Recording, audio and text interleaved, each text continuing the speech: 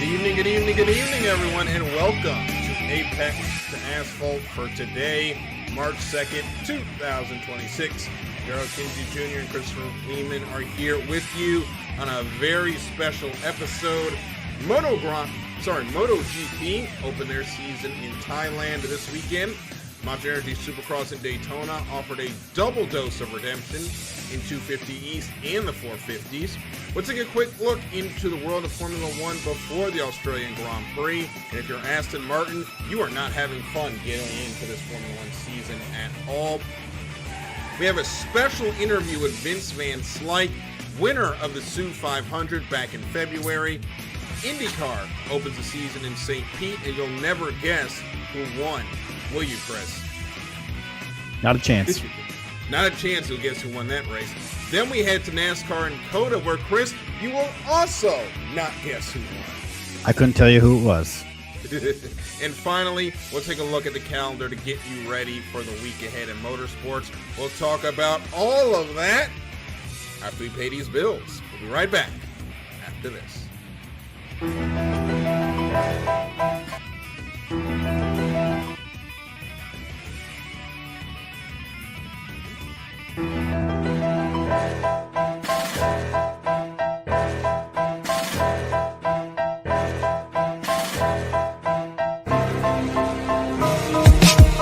For the last 10 years, IE Sports Radio has been bringing you amazing content ranging from interviewing legendary athletes, coaches, and other authorized media personnel to building tailor-made shows dedicated to all major sports cities around the country.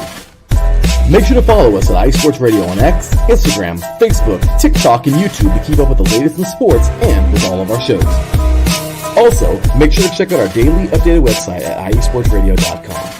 At iesportsradio.com, you can see our daily show schedule and check out all of our show pages with personal bios to learn a little bit more about each of our awesome hosts.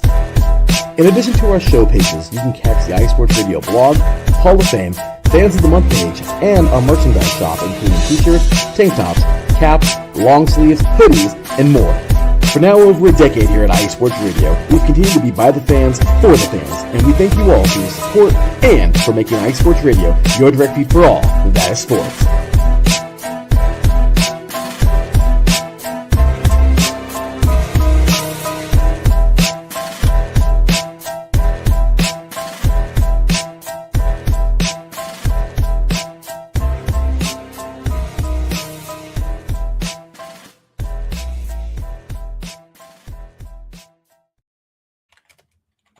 Alrighty. Good evening, everyone, and welcome in. Let's go ahead and get started with the show, and we will start with the MotoGP Grand Prix of Thailand. Got started way too early in the morning, and Chris, this is the first time I actually got up for MotoGP. What I did was I went to sleep at about 9 o'clock, set my alarm up for 2, stayed up for the race until about 4 a.m., and then went back to sleep.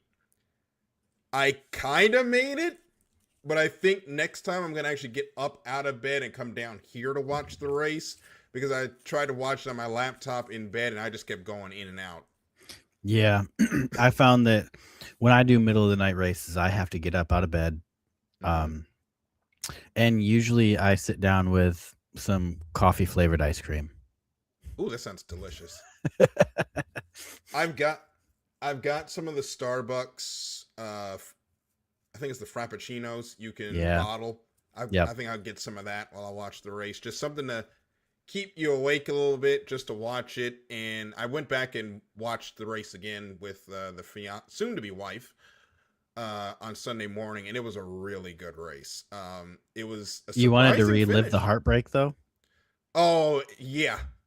That one stung, and we're going to get into that as we go into the race as it is. As you see here, Pedro Acosta was battled Marc Marquez for a lot of this event, and it was an odd race for Marc. He wasn't his usual self, and I think that injury is still messing with him a little bit. Yeah, among other things. But yeah, I think it showed, we finally got to see these bikes in action at speed, kind of like we're going to do with Formula One here in just a few days. Mm-hmm. And this was kind of a let's see how the field is, and KTM did good, Aprilia did good. Honda was kind of back to those 2025. Like, I feel like they didn't really make a huge jump.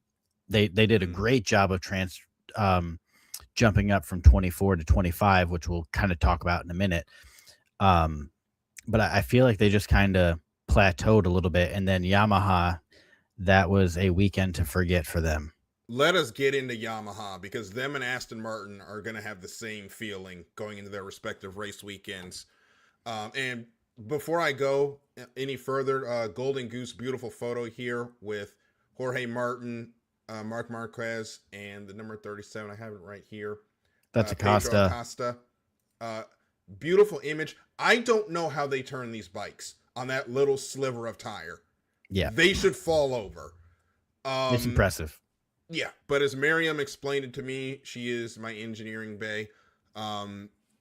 Basically, centrifugal force, and they're going so fast that gravity doesn't catch up to them. Absolute warriors, MotoGP riders are. Yeah, gravity doesn't have the heart to go grab them. Absolutely not. So Yamaha debuted their M1 V4 engine. I'm pretty sure after this weekend they wish they hadn't. Correct. It replaces the old inline 4 they ran throughout last season. That engine wasn't much better, of course, but it would be a lot leagues better than what they had now. During preseason testing in Malaysia, Yamaha skipped a day because of the technical woes with their new engine. Spoiler warning, it did not get better. Expectations were not high going into Thailand, and the four Yamahas finished 14th, 15th, and 18th. I think we're missing one. I'll get that for you. 14th and 15th, 31 and 33 seconds. 17th and 18th. Thank you, 17th and 18th. Chris, that is about as bad of a debut as you can have it. Yeah, that's bad. And they still feel like they had something like 20 kilometers an hour slower on straight line speed. So they do have some upgrades planned. They are not in the engine freeze, so Yamaha can still develop their engine throughout the year, whereas everybody else, they're locked in. And so they do have some upgrades planned, particularly around electrical, and then power delivery. They're kind of in the same boat with, not in the same boat, because Honda had too much power, and that's why they kept dumping their bikes a couple of years ago. But Yamaha is not getting the power to the wheels in a way that makes sense for good driving. So they do have some plans, or some upgrades planned before Brazil, so that should help out a lot with drivability. And then, we'll kind of see how things shake out from there. The problem is when you have no torque, so they have no speed or no acceleration. They don't have the top end speed, and yet the rear of the bike is still unstable. I don't know how you pulled that off. Tire deg. But it's not good. Because Honda has the same issue. It's tire deg. Yeah. And we're going to get into that issue because it reared its ugly head in Thailand. It did. Fabio Quartararo and Alex Rins from Monster Energy Yamaha MotoGP were the highest finishers of the Yamahas. The Premac Yamahas of Jack Miller, and brace yourselves because this is a long last name, Toprak Razgatlioglu. I know I butchered that, and I'm sorry. Toprak, who was in his MotoGP debut, finished 17th. Not a great day for Yamaha, and it's not going to be a good season going forward, unfortunately. No. Let's turn it over to the Honda boys. They've been on the rebound since 2024 when they averaged a 30-second deficit to the race leader and managed 2 top 10s all season. They have that deficit last year at 13.5 seconds in 2025, regularly getting bikes in the top 5.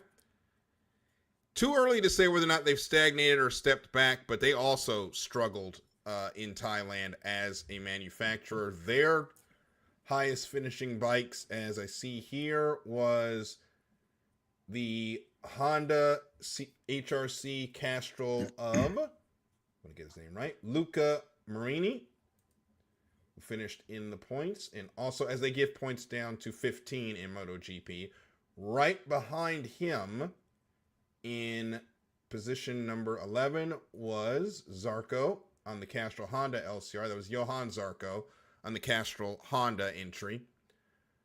It was a tough day in Thailand with the heat. Too long to tell just what will be Honda's lot in MotoGP this year. However, Joan Mir was in P6 when he DNF'd with a tire failure, which was the story of the last few laps, Chris. It was extremely hot in Thailand, and the Michelin tires were struggling. Yeah, and that's been an issue with Honda that they apparently have not gotten fixed yet. Is they just have high-speed tire drag. And that's apparently going to continue being an issue this year. And that's something that they're really going to need to figure out, because you cannot wear significantly faster than KTM and Aprilia if you have any chance of doing anything significant this season. Ducati didn't look great. So, and we'll talk about them in a minute as well. And then Yamaha is what it is. So I feel like there's kind of, a ability to snag third as a engine or as a manufacturer, but yeah, these guys, they got to figure out their tire deck situation. Yep, I think the only manufacturers coming out of this are Aprilia and KTM, as we'll get to. It was Marco Besicci's weekend. It was. He resets the track record during practice, which MotoGP has an interesting practice schedule where FP1 and FP2 are regular practices, but on Friday they have what's basically a qualifying practice where the top 14 go directly into Q2. Everybody else has to go to Q1, which I think is interesting and makes stuff matter on Friday. But Besicci goes out there, gets the pole, dominates from the lead, has an early challenge from Marc Marquez, but gets on a heater and wins his third straight race, counting back to last year. And Tyler Reddick can relate as well. Marquez, it wasn't a Marc type of day, as I said earlier. He did gain 2 positions in the first couple of laps, but ended up going over the curve with about 4 laps to go, destroyed the rear tire, and his race was over. And then the next lap, same corner, turn 4, Alex Marquez dumps the bike. He's out of the race. And importantly, that ends Ducati's record-breaking 88 race podium streak that started 5 years ago. All streaks have to come to an end, but they definitely did not want it to end like that. That's a heartbreaking way for it to end. Yeah. It's one thing if you just miss out on speed, but when it's, either a mechanical issue or, really anything outside of your control, it's just a little bit harder of a pill to swallow. Yeah. But it was a great day for for Aprilia and KTM, as your podium is filled out by Pedro Acosta and Raul Fernandez, which big ups to Trackhouse getting a podium in MotoGP to start the year. They got a shock win last year. This year they back it up with a podium to start the season. Their bikes actually finished 3rd and 5th, with Agura finishing in 5th spot for the outfit. I'm excited to see how Trackhouse Racing does with MotoGP this year. It looks like that team's starting to develop really well in a year or two. Of course, it's only the first race of the season, but you're only as good as your last race. Yep. And hey, if you're Justin Marks, you got podiums in 2 disciplines this weekend, so I think you're a pretty happy fellow. Maybe not as happy as MJ and Denny, but Justin Marks has to be a happy guy this week. Yeah, we'll get to MJ and Denny Hamlin and everybody at the end of the program as Tyler Reddick is on one right now. But Pedro Acosta, no longer a rising star. He had a great race. Yeah, he's been, categorized as a rising star for a while, but he's here now. He leaves in the points lead. So it's one race, first race of the season. So, take it with a pinch of salt, but I think he's here. I think this kind of legitimizes his push towards the top. Pedro Acosta also won the sprint with a great battle with Marc Marquez. And I watched that sprint back, the T-Saunt sprint back. Yeah. If you haven't seen that and you have MotoGP Video Pass, you need to go watch that.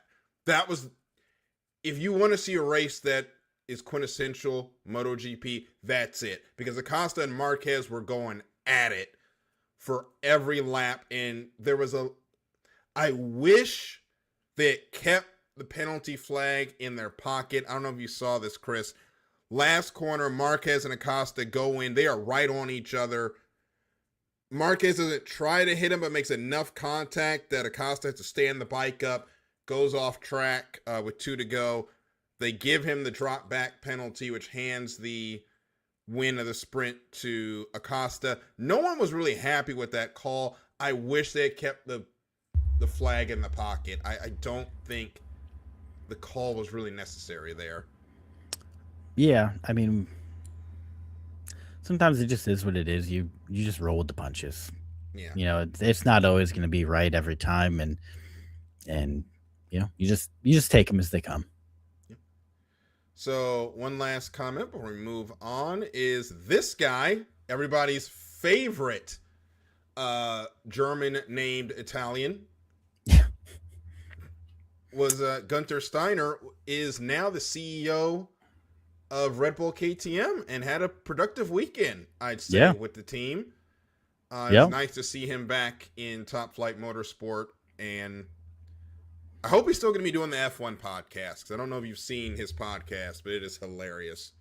I have not, but I'm disappointed that it's another season without him on Drive to Survive. Because he was always a star of Drive to Survive, which obviously dropped season 8 just on Friday. Yes. But yeah, I'm happy that he's landed on his feet and having some fun. It's after such a long stretch with Haas not really getting the results. I'm sure he's got to be a little bit happier over here with the finish that they had this past weekend. Well, it's nice to keep the season, or it's nice to have the resources to do what you need to do to make the team better. And a team willing to make decisions.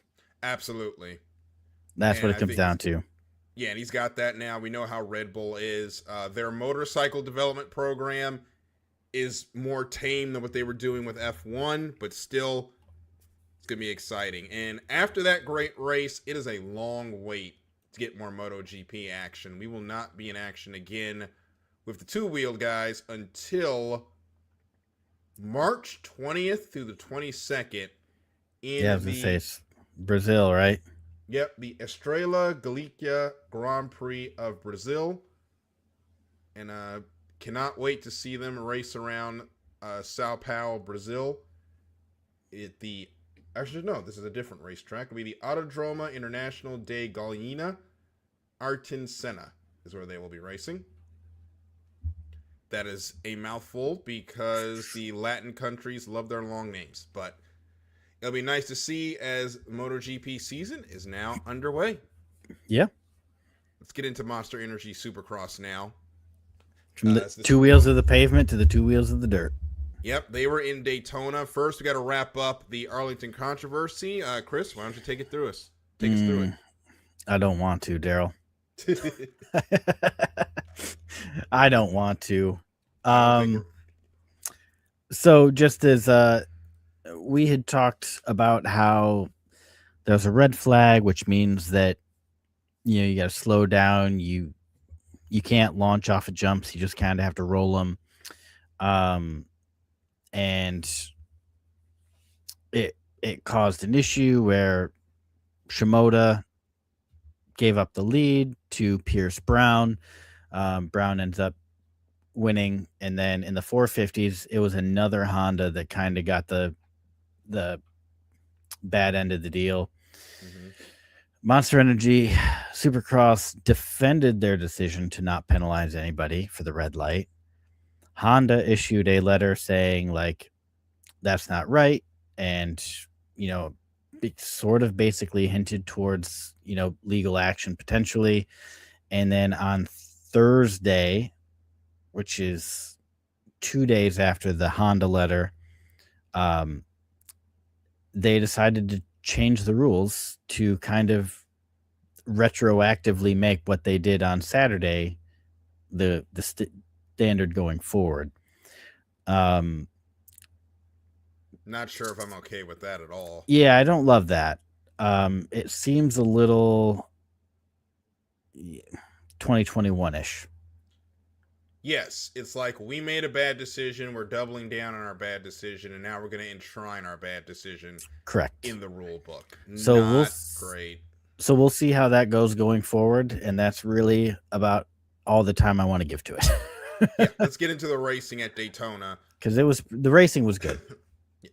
So we'll start with the 250 East main event, round number 2 for theirs, and their class is a lot more I don't want to say entertaining, but it's a lot more open than what's going on in the West right now. Seth Hammaker wins the whole shot, never looks back to pick up the win. Cole Davies and Pierce Brown round out your podium. Davies worked his way up through the field despite a bad start, but Joe Shimoda dumps it in the sand, was running second. Cole Davies and Pierce Brown get by. Shimoda ends up just off the podium, and it is tough, the sand sections in Monster Energy Supercross, and it's been controversial, but I like that it challenges the riders. I like it too. I don't want to see it go anywhere. It's just another element that you have to account for. And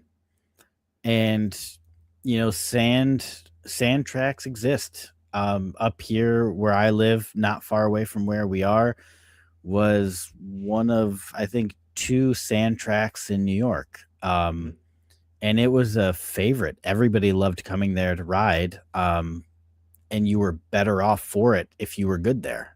So I don't want to see those, you know, I hesitate to call them a sand trap, but there's the golf in me coming out. Is it Masters Week yet? Almost. Yeah, it's just I don't want to see it go anywhere. I think it's a good challenge, and it, as much as controversial as it can be, it does throw a hiccup when somebody like Joe Shimoda and P2 dumps it in there and then kind of opens up the race a little bit. Which, for the record, I do think Cole Davies was going to get him anyway. Yeah, or at least Cole Davies is a good rider. Dang close. Yeah. So let's get into these 450s. And this 450 class has just been, it's probably been the best championship battle in years with all of them. Roxon, Lawrence, and Tomac go at it all race long. And Chris, unfortunately, Peacock TV had a little technical issue where Tomac and Lawrence were side by side, and then it cuts to Tomac being a half straightaway ahead of Hunter Lawrence. Yeah. And yeah, oh, that grinds my gears. It still has that issue now. If you go watch it on Peacock right now, it still glitches out. So I didn't even know that it was a good pass until I saw it on it was on the Supercross Live X feed, and they were saying, "Oh, what's the overtake of the week?" And here I see that, and freaking Tomac sends it up into Lawrence, kind of in a way, but not too aggressively. So I didn't even realize how good of a pass that was until 45 minutes ago, when I saw that post. That was it was entertaining. and Peacock just lost it. So that was quite frustrating. But other than that, they've had good coverage all year, so I'm not going to knock them too bad on that. Yeah. It's unfortunate, but Tomac gets by Lawrence, gets Roczen, sails away to the lead. Roczen and Hunter Lawrence have a fun battle for second. That ends up with Hunter Lawrence keeping the spot and the red plates for 1 week. And then Tomac, and I saw this clip on Twitter, goes to lift the trophy. The trophy breaks off, hits him in the face, and breaks his tooth. Yeah. That was unfortunate. Yeah, that I'd be a little pissed. Yeah. And speaking of the shenanigans after that race, Ken Roczen has he's pouring the champagne to some of the folks in the crowd, and the camera catches a reaction. I don't know what the fan did, but Roczen almost took that bottle upside somebody's head. I don't know if you caught that one. That one was on Twitter. But kind of interesting, kind of funny. I think the guy tried to steal the bottle from him, and Roczen was not having it at all. So Hunter Lawrence keeps the red plate for at least a week, but Eli Tomac is there, and Tomac is on a heater. And 8 wins. Yep. That's GOAT status. Yeah, he is on it this year, and I think he's got, I don't know what it is about Tomac and Daytona, but he's just got that place's number. Some riders just got it at some places, and Daytona is his. Yeah. I was hoping that Cooper Webb did not have too good of a weekend or too good of a race. I think he ended up P4. And I had hoped he was finally going to win it there because he's got half a dozen P2s, 3s, 4s, and he just added another P4 notch to his belt this weekend. Someday. Yep.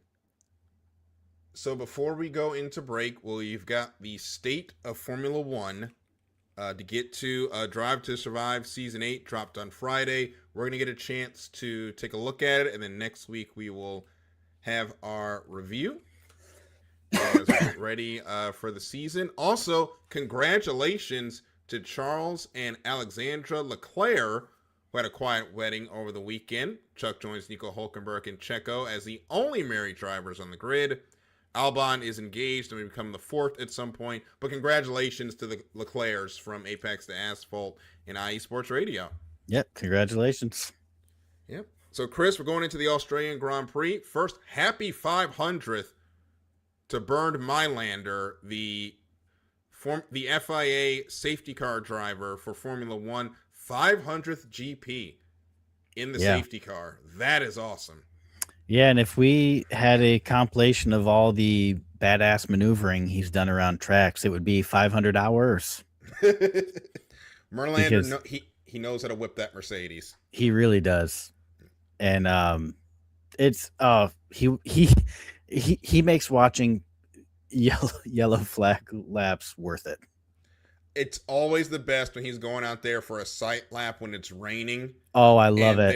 They're sitting in the cars are just sitting in the pits, and he's like, "It's my time to shine." And he throttles that Mercedes. Oh yeah, it's hilarious. He at no point are his tires lined up. That thing is always sideways that whole lap.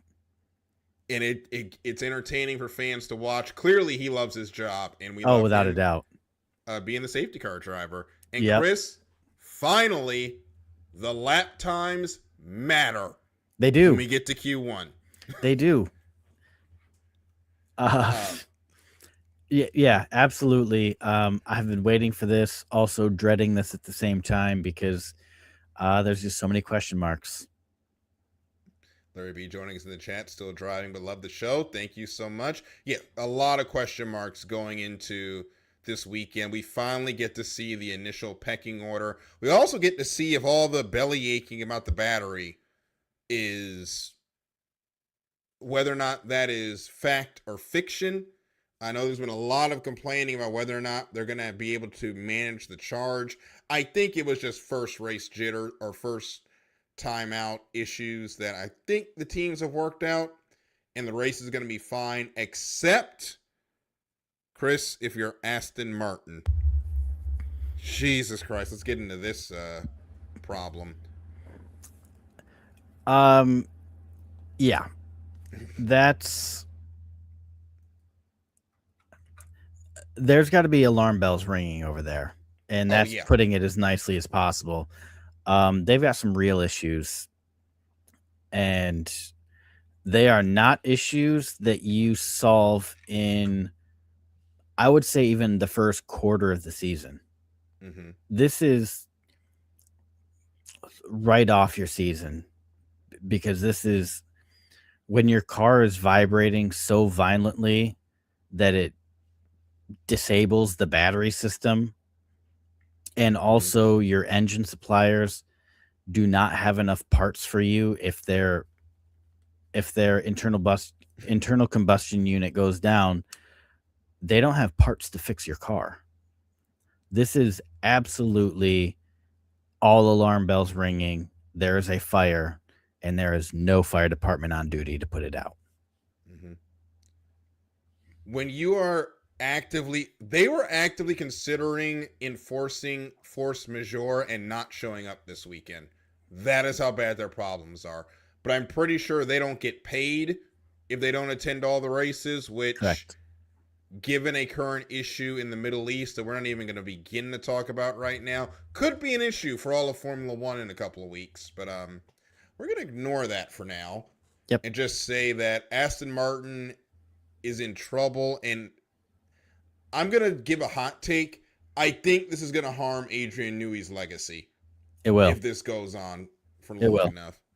And the sad part is it's not really, engine stuff is not his department. Mm-hmm. But you take gambles, and Adrian Newey is a god among men when it comes to aerodynamics and designing cars, but he's not an engine side engineer. Mm-hmm. And it was always going to be a little bit of a gamble making Newey your team principal, just because he's always been so focused on one specific thing, and he is literally the best at that one specific thing. And now you're having him not do that thing, but instead manage everything. I don't think it was a great call. No. And the other issue is he got extremely aggressive with that aero, and it may have hurt the engine. We'll see how things develop. But meanwhile, Red Bull has re-signed with Oracle, a multi-year extension worth a reported $110 million per year, topping Ferrari's title sponsor deal with Hewlett-Packard for $1 million a year. Is the most lucrative deal in Formula One right now. 100 mil a year. Yeah, 100 mil a year, excuse me. Is this a sighting that Max Verstappen is going to be staying for a while with Red Bull? Oracle was brought in to help pay his salary last time around. I think it's hard to tell with Max because he's always sounds so grumpy and talks about he's going to leave, and then he just signs a contract to stay for 3 more years. Yeah, I think he's going to stay around, but it's hard to tell with him. Yeah, and his current deal runs through next season. Mm-hmm. But if they're starting to load up the war chest, I mean, I think he's currently in the 70 million a year range. And so they just signed this deal for 110. So I don't know if that's a sign of things to come or not, but Oracle last time signed on, and their deal is basically a dollar per dollar payment of Max Verstappen's salary. So, I'm hopeful personally, as somebody who's got a bunch of Max merch and stuff like that. And you got some Max merch coming in now, including a piece that FedEx seems to be running around the 4 corners of the earth to get to you. Yeah. Don't remind me. I'm gonna if I don't get it tomorrow, I'm submitting some sort of paperwork or something because it's ridiculous. Yeah. So here is our first predictions for Formula One, who we think is going to be on the top of the podium. Chris has Max Verstappen, Kimi Antonelli, and Oscar Piastri rounding out the podium. I am going to take my first hot take and say Ferrari is back, and so is Lewis Hamilton. He's going to get the win from Max Verstappen and Lando Norris to round out the podium. That's bold. I love it, though. I am ready to be hurt again, but Lewis is extremely confident in this car. I am ready to get hurt again. It is what it is. But hey, we're going to take a break. When we come back, we got a chance to speak with a very special guest. Vince VanSlyke is going to join the show, and you'll get to hear from him and his story on the other side of this break. We'll be right back here on Apex Asphalt on IE Sports Radio.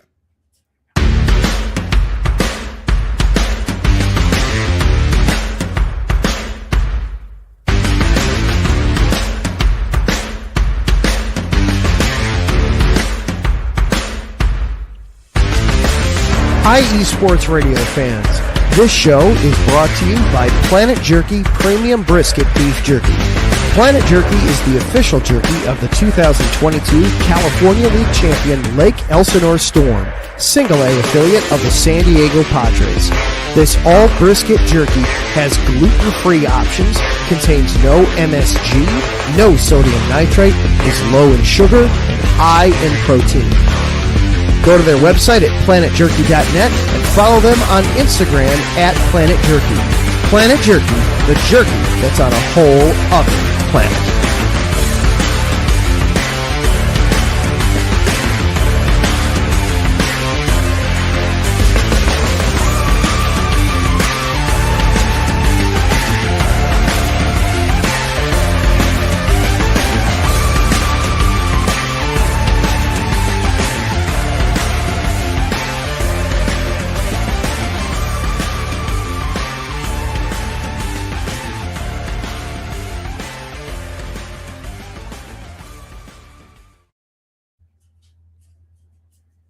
Welcome back here to Apex Asphalt on IE Sports Radio, your direct feed for all that is sports.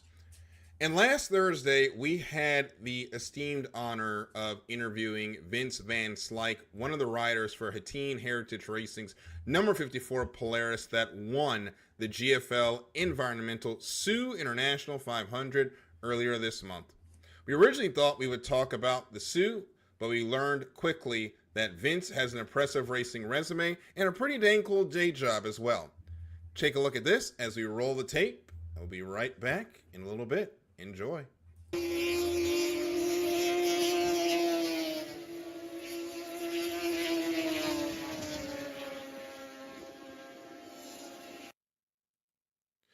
And that was just a taste of the action we saw just a few weeks ago when the International 500 snowmobile race rocked the Midwest earlier in February.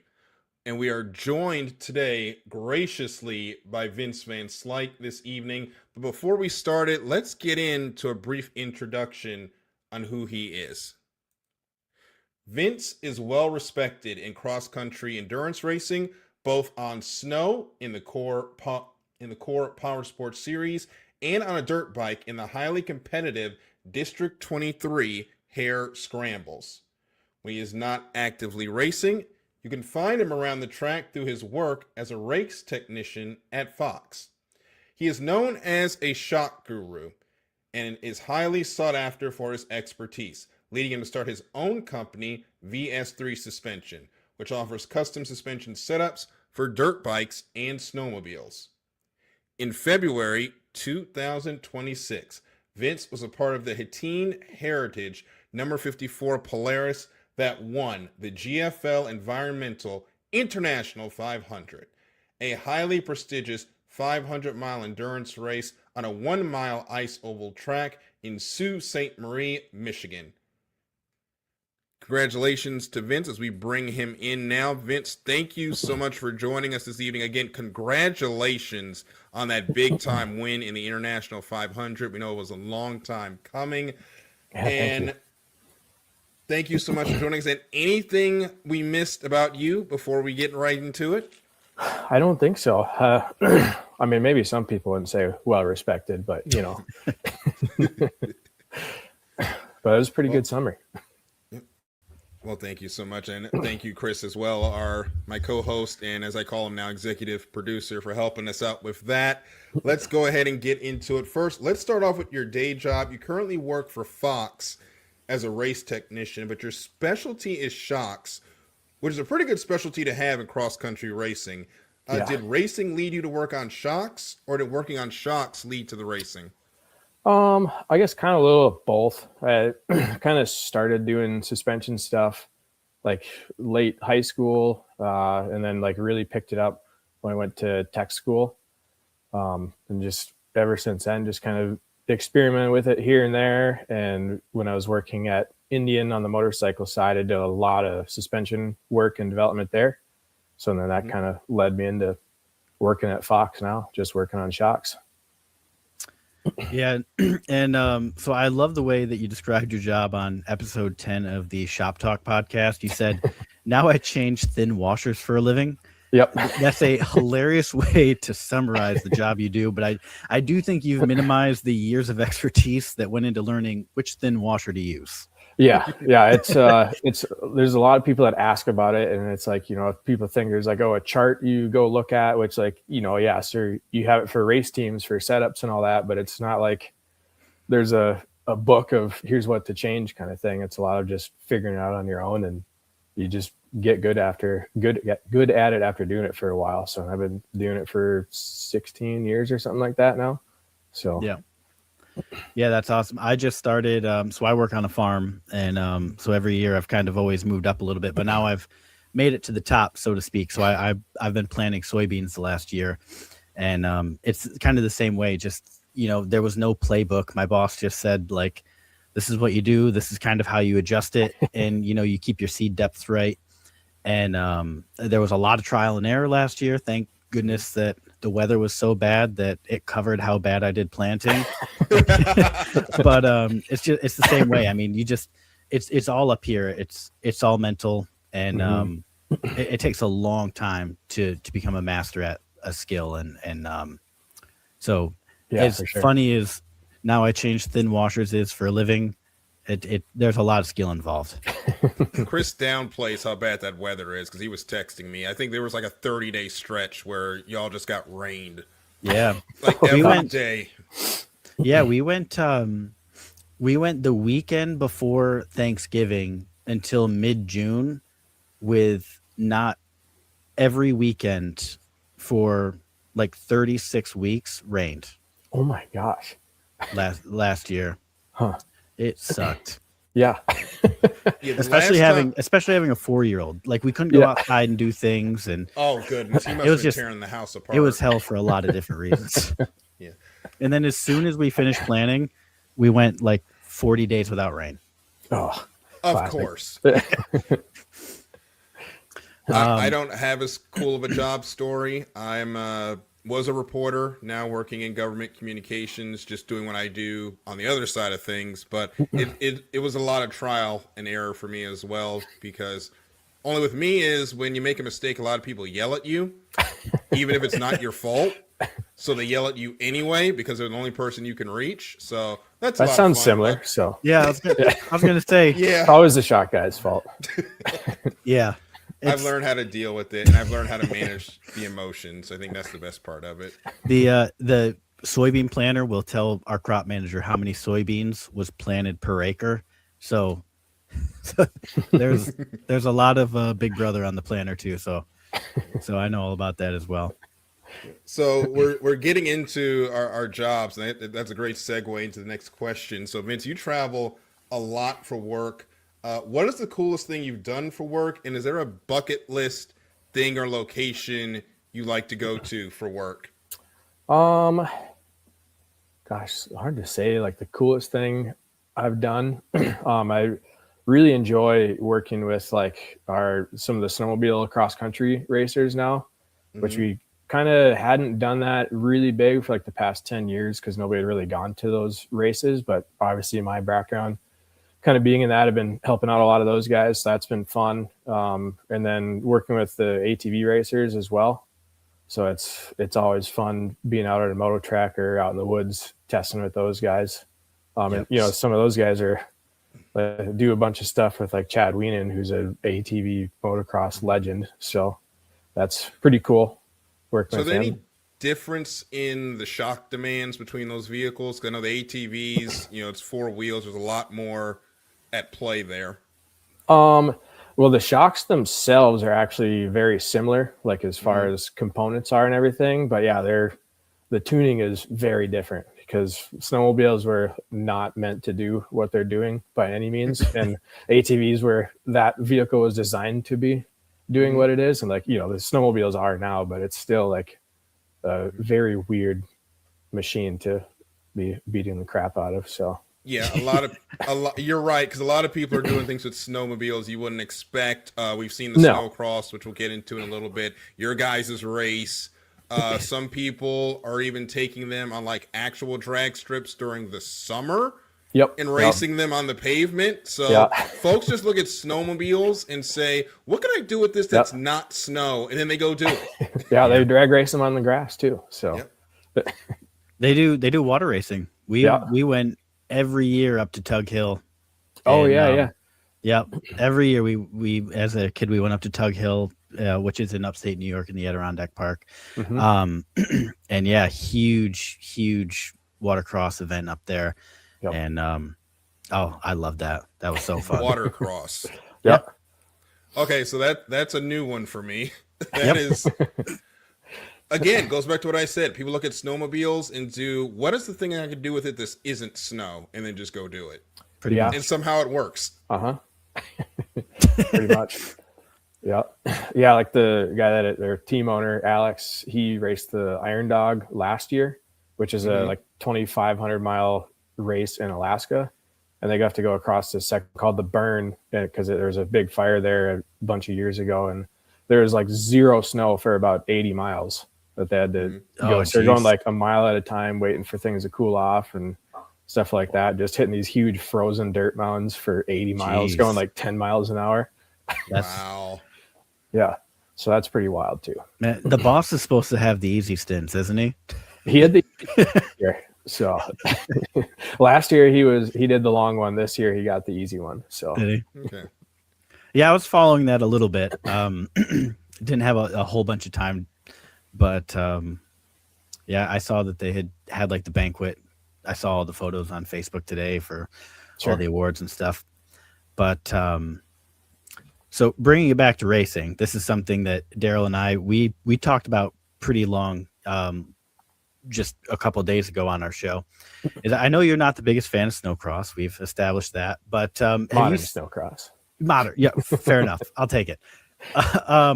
So in the women's pro-am, you have 14-year-old rookie Avery Hemmer just tearing it up. 9 wins through 10 races. Now I see she's got Fox shocks on her sled. Have you done any work on it? Not on her sled, I don't believe. So she races off-road trucks in the summer. Yep. And she has Fox stuff on there, I know, which I was doing a bunch of testing with them last year. Oh, so really? for her, she's running pro spec class this year. So in the trucks and all that, she came up from mod carts and all that, and she ripped. Like it was like her first race. She was on the podium and all that. Like it's pretty cool to see. Like, yeah, I don't, and kind of this year at Snowcross too. Like she was good for sure, but then this year just out of nowhere, she's like just insanely fast. So that's cool to see. Yeah, I was racing on Forza at 14, not in a stadium super truck, and then a snowmobile in the winter just for fun. Yeah. Yeah, it was kind of something we had talked about because, like this past week, you got like the LaBelle brothers tearing it up, and it just kind of seems like they're kind of entering the turning of the old guard and kind of moving into those young guns.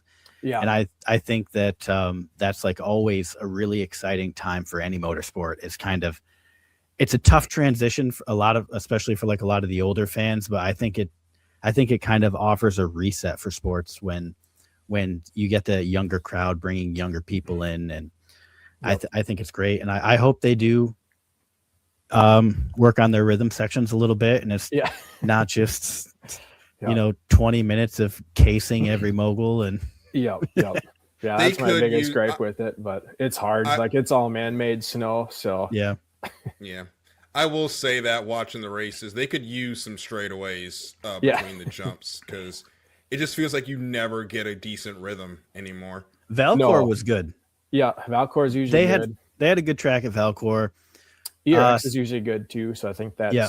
next weekend or the weekend after. So Yeah, I think it's the next one. Salamanca was all right. That's Sure. that's like 2 hours for me. That's not too And far, but that one was back in the parking lot this year, the casino, wasn't it? yeah. Because I was out there the last time, I mean, it was like 2015 when I was working for the snowcross team. They had it like off to the side, like on the hill there. And Yeah, it was huge. They had the hill opened up this year too. They had enough snowpack for it. Okay. So they had a nice rhythm section going up. You do that 180 and come back down. It actually went up the hill. Okay. Yeah. We were just like, if you're looking at the casino from like the highway, it was off to the right. I have no idea which direction that was, but it was like in a grass area. I don't think it was the actual parking lot. Yeah, they had it kind of off in a grassy area. Okay. But a lot of people this year were complaining about muddy driveways because we had like weeks of snow and really cold temperature, and then like Darryl, we talk about this in NASCAR. Whenever an event is in town, it just seems like the weather turns for the worse. Oh, it rains every time there's NASCAR. And on like Tuesday, it shot up to like 40 degrees and rainy, so they lost like all the. It made the ice. I'm pretty sure it iced up the track pretty bad, but they brought some snow in to cover to cover that. But yeah, and then I always hate when it's like the winter and then you see like grass everywhere with that white track that turns brown by the end of the event. And so you mentioned the ice. How difficult is that to deal with when it's supposed to be snow? Then you get that layer of ice on top because. If you watch the news, we had what we are dubbing snowcrete in Maryland, where we had about 6 inches of snow and then 3 inches of ice got dumped on top of it. It was like hell trying to get up. How difficult is that to handle? Well, I call it hot pocket snow because it's hard and crusty on the outside and soft and fluffy on the inside. So riding snowmobiles, it's really annoying. Like if you're just out like on the tracks, it's not as bad because it gets chewed up and mixed in like pretty quickly. So you just have like bigger ice balls that get thrown at you. But if you're just out riding, like you'll try to turn and like a ski sinks down underneath the snow and it gets soft and like you can catch these little ice mounds you didn't even know were there. So yeah, it's interesting. So let's get into your racing, Vince. What led you to compete in cross country and endurance racing? I think it was when I was working at Polaris, just a bunch of guys there were doing it. And I liked riding snowmobiles and wasn't really sure if I was actually any good at it and wanted to see if I was.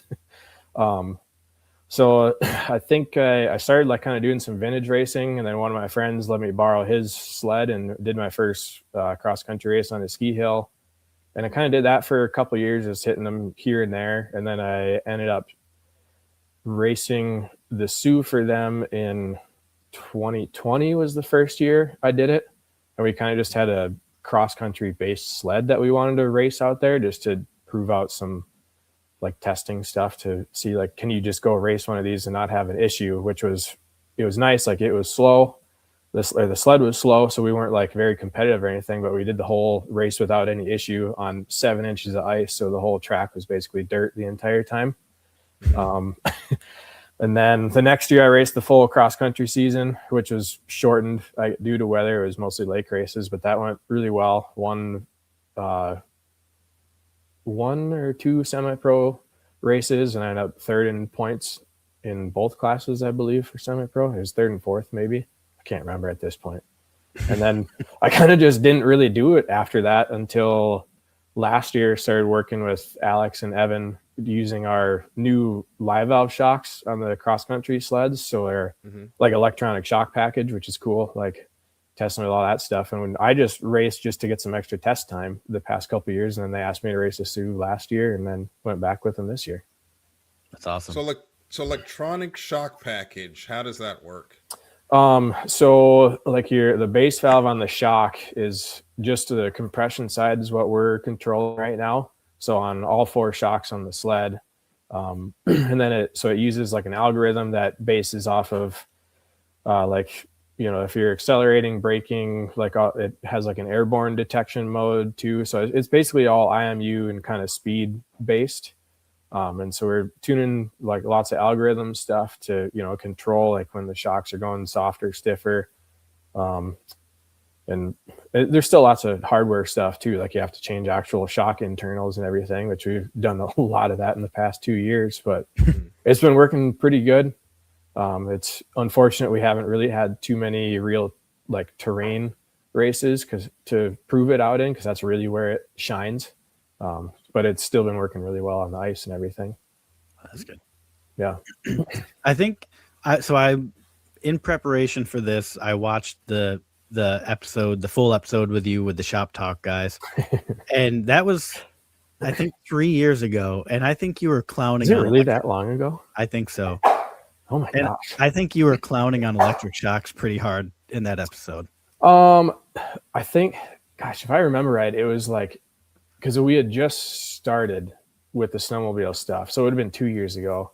Oh, maybe it was. Yeah. I know they're kind of asking about like in desert stuff, because we do like all the like high-end desert racing shocks on the UTVs and trophy trucks now are like we're using electronic stuff. And it's like, if you don't have electronic shocks, like in the desert world, it's like, what are you doing almost at this point? Like it's really so advanced compared to just your normal, like static adjustable shocks that it's almost like cheating. It's so good. Like, I mean, they banned it in Formula One. So what makes it such an advantage? Just like the fact that you can be soft when you want it to be, and then either with the flip of a switch to kind of change your algorithm, or just the algorithm picks up on it. Like, especially at like the recent ditch race, terrain race that we had, like it's really high speed, and then it'll have like really small choppy bumps that you want to be soft for, but then you have like the driveway approaches that these guys are hitting almost wide open. So like it gets stiff for things like that, and the landing, so you're not bottoming out all the time. So it's just really like, it can do everything. It's not just like compromising, essentially. That's a perfect segue into the racing style that you prefer. Do you prefer like a tight technical one path course, or do you like ditch banging on wide open? Probably the slower, tighter ones. Yeah. It's the ditch racing stuff can get really sketchy, especially in the flat light. Like it's kind of just like who can hold it wide open the longest without being able to see. So, but yeah, I like the ice racing more, because it's kind of like I grew up kind of watching IndyCar and stuff like that, and it's more like precise on like your sled setup and like braking points and like different like traction and stuff like that. So it's really more technical as far from like a engineering side. So I kind of like that about it. Yeah. So between kind of switching gears a little bit, maybe depending on how you answer. So you also do hair scrambles, which is summer. That's on dirt bikes. Yep. Between that and then your cross country racing on a sled, which is harder on your body and which is harder mentally? I think harder on your body is the snowmobile, because it's like twice the weight and it just beats you up the whole time. Where like dirt bikes are pretty much the best off-road vehicle ever invented, I think. So yeah, they do so like it just works so well. But the mental side, I think, is more like the dirt bike and all that, going through the trees like really fast, and the races are 2 hours long. Yeah, things like that. So, or 3 hours for the GNCC stuff. But yeah, it's basically exactly how I expected you to answer that one. Yeah. I've never been so sore in my life as when I did a couple of snowcross races back in the day. That's for sure. Yeah. Yeah. That, I don't know if you could pay me to do one of those. Snowcross, at least the modern ones. Snowcross just looks like a series that would tear your body up, just with all the jumps and undulations. Yeah. And then if you fall off, then you get hit by a sled. That's never fun either. Yeah. And those guys now too, like with all the holes, like they don't use the brakes to slow down, they'll just like over jump stuff into the huge holes like in the berms and all that to slow down, because like it is faster, but like I don't understand how like you don't break bones or compress spines doing it. Like it's crazy. Yeah, I imagine they have to take a lot of pain medication for their back afterwards. Yeah, I mean the suspension doesn't hardly move because they're slamming into the holes like and they're huge holes. Like it doesn't do justice on TV. Like when you walk up and see them in person, they're some of them are like 6 or 7 feet deep. Yeah. Goodness. Yeah, I've always noticed that they send it on their last set into the corner, and I'm just like, it's got to be fast, but but enjoy your 2-year career. Yeah, because by about year 2.5, you'll be walking around 20 years old with a 40-year-old back from all the spine compression. Pretty much. So let's. Go ahead, Darryl.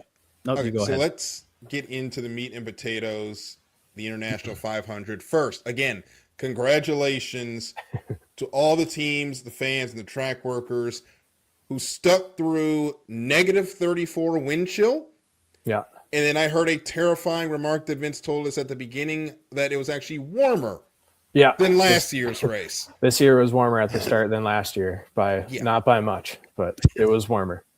It definitely felt warmer though. So what did you guys do to stay warm, and did the cold have any effect on your focus during the race?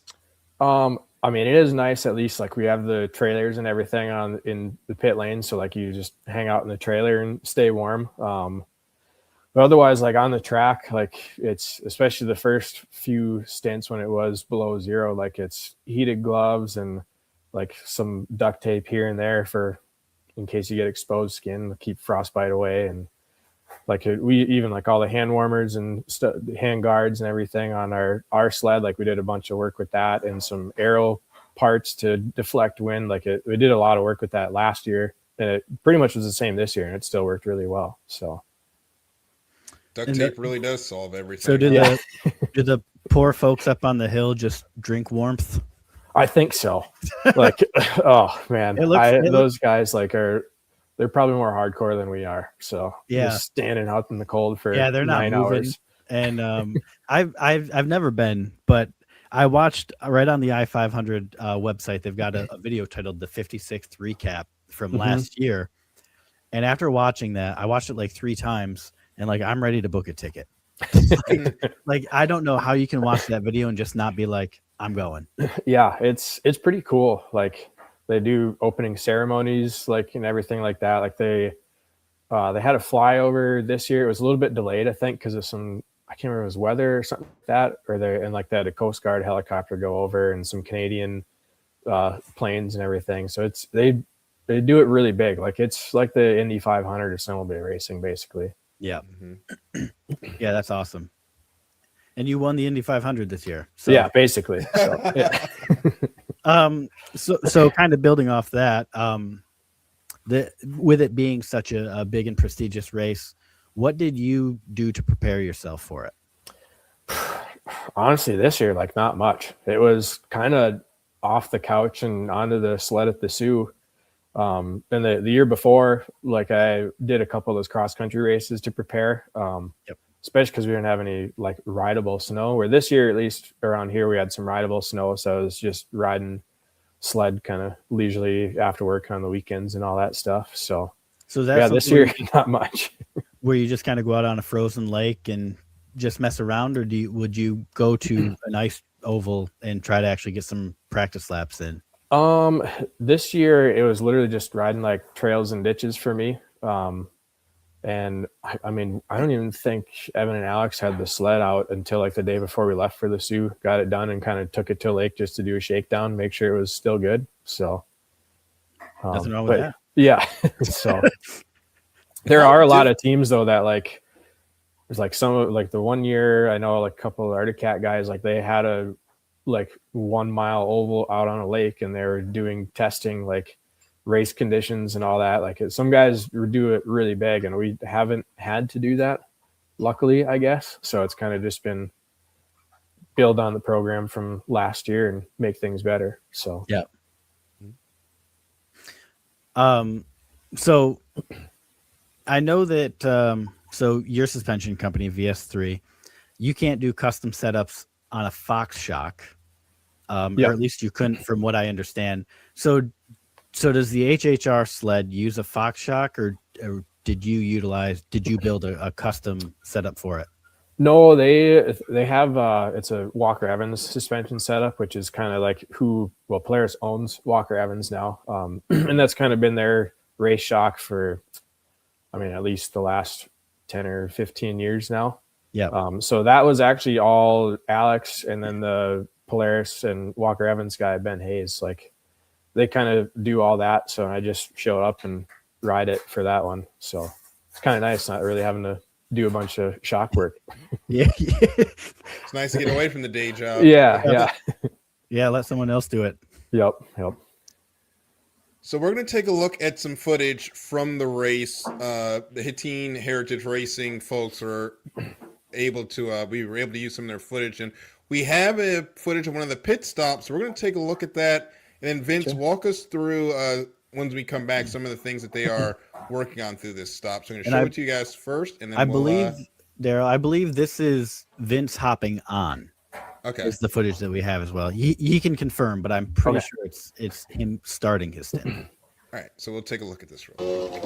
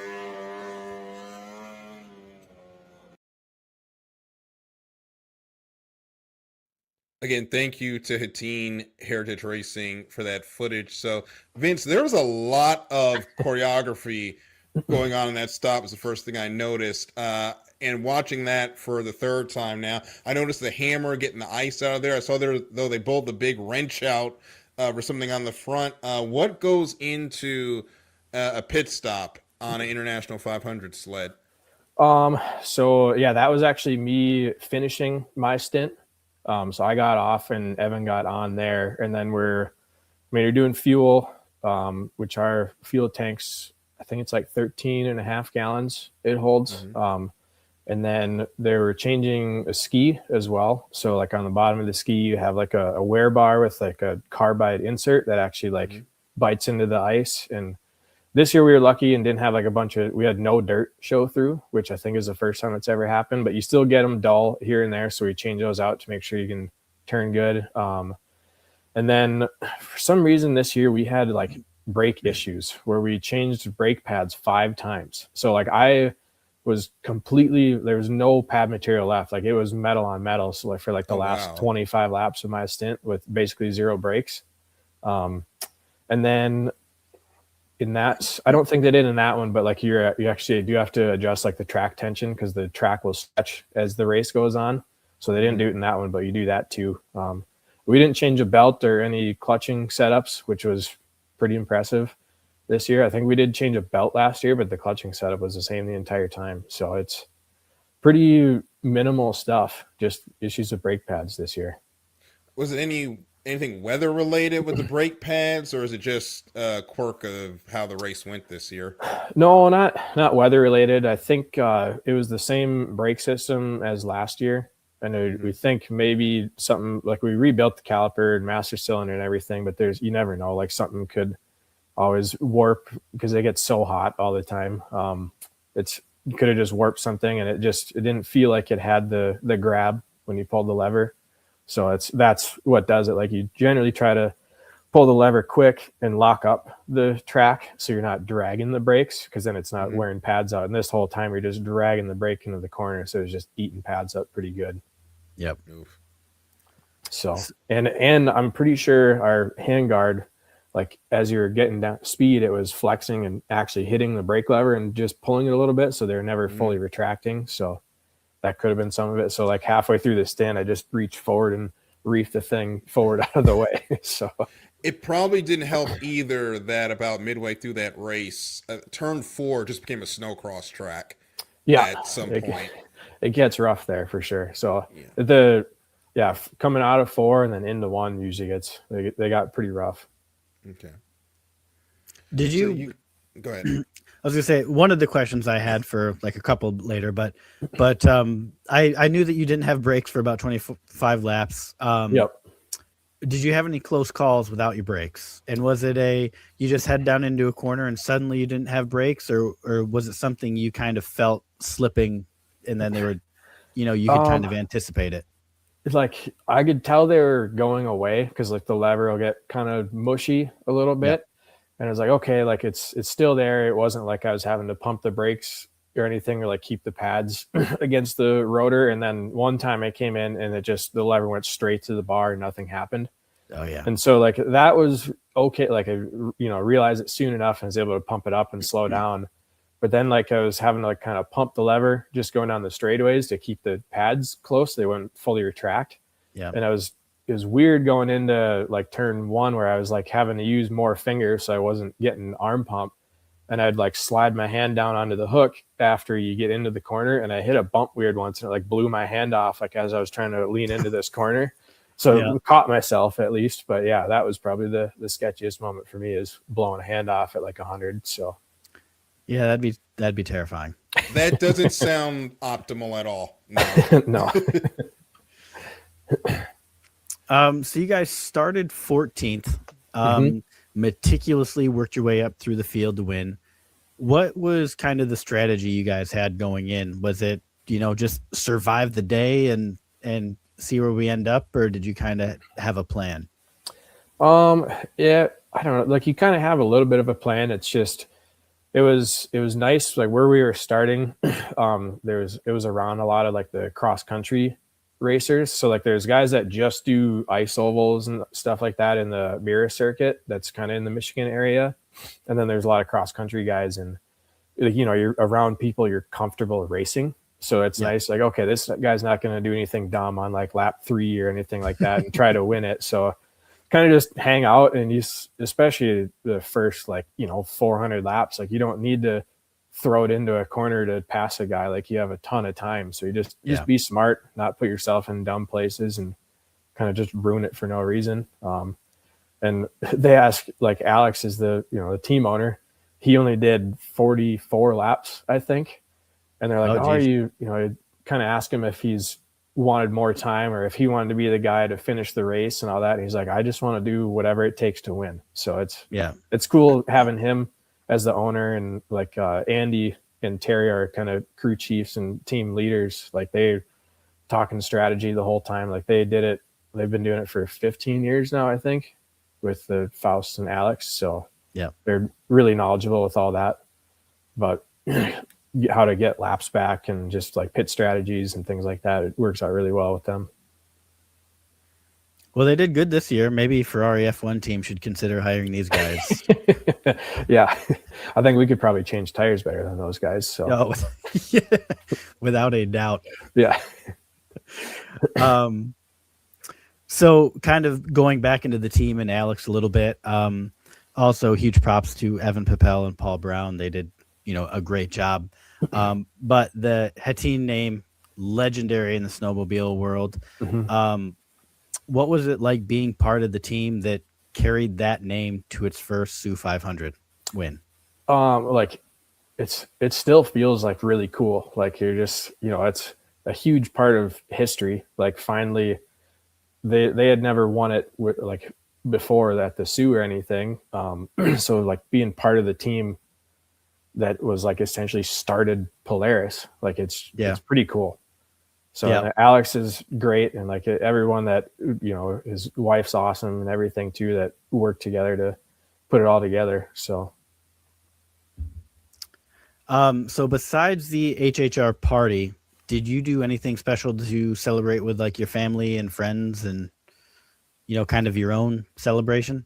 I mean, just the night after the race. So like they have the awards ceremony, and then just, Yep. you know, went to a couple of the bars that are in the casino where they do the awards stuff. And then we Yep. had a bunch of people that were getting up at like 4 a.m. the next day to catch flights home. So some Oh, people geez. stayed out late, but I wasn't one of those people. I think we were back to the house at like 11 or 11:30 or something.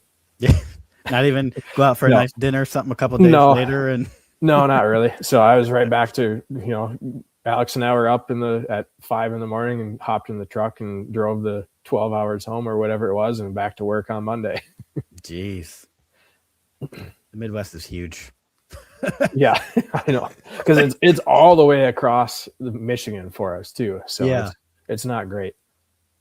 Yeah, that's like a long, Yeah, like that's just a crazy amount of time. I mean, I live kind of up in the middle of nowhere, but Jesus, 12 hours in the car sounds miserable. yeah. I mean, I think it's just like 7 or 8 hours in Michigan. So That's crazy. So the head team name is legendary in the snowmobile world. We just talked about that, Darryl. Oh, sorry. Yeah, we're a couple questions ahead of you. So big question. Are you going to defend the title next year? So I will not be racing. At least No? that's the plan at this point, and I don't think Alex is going to either. But we'll be there, like Yeah. part of the team and everything again for sure next year. But you're not the shock guy. Nope. So yeah, it got to go back. You know, it's the year after, especially. Yeah. So anything else that we kind of missed with the I-500 or anything else you'd like to talk about? Or No, I mean, and I'm sure most people don't know, like it's a whole week long event. Like Monday night, like a whole thing starts, and then they have qualifying Tuesday, Wednesday, Thursday. They have some like old mod shootouts, some vintage racing. There's Yep. nothing on Friday at the track. And then, yeah, Saturday is race day, 10 a.m. till whatever it is, like 6 or 7 p.m. at night. So that track is nice and fresh on Saturday morning for you guys. I mean, it's not like they put down any more water or anything, but it's, you know, all the shavings are plowed off and everything like that. And then they actually do plow every 100 laps too. Oh, So, do they? Yep. Yeah, they have plow Oh, breaks. yeah. I saw that. That was Yep. I know NASCAR fans like to complain about the stage cautions, but you've never had to Yes. sit through a snow plow break. Yeah. No, it's that you do get cold during that. Like it's 10 to 15 laps of just cruising around at 35 miles an hour, especially Yeah. like if you are racing and you're on through the plow break, like you're kind of sweaty, and especially when it's cold like that, you're like, all right, like let's go. Yeah. Like it's getting cold out here, but Yeah. Yeah, it's negative 34 with the wind chill. Let's hurry this up. well, if you're standing on the hill, yeah. So Yeah, I don't know Jesus. what it is at 115, but Which, again, to everybody that was on the hill at the International 500, we salute you. Yeah. because I would not have been standing up there for 9 hours. no. And they did a bunch of work to it this year too, to kind of reshape the hill and all that. So that was nice. Mhm. A little more viewing area. Windscreens next year. Yeah. Yeah. Well, hopefully the wind dies down. Yeah. But- They might have to put up a catch net. I saw a couple kids on sleds hit some bumps and just ram into the fence. So Ooh. Oh, yeah. Yeah, there were a couple of serious incidents with sleds going over. Yeah. Thankfully, everybody was okay, but yep. still a scary scene. So let's have a little fun with the last couple of questions here. We're going to get into the world of Supercross. So we'll go around the table. We'll start with Chris, go to Vince, come back to me. There was a post today asking if Cole Davies was faster than Hayden Deegan. Chris, we'll start with you. Is there a hot take there, or is there a little bit of logic to that conversation? I think right now it's a hot take. It definitely can change. And we talked about this Monday, Darryl. Chad Reed had posted that the art of taking the whoops as they should be done is dying. Yeah.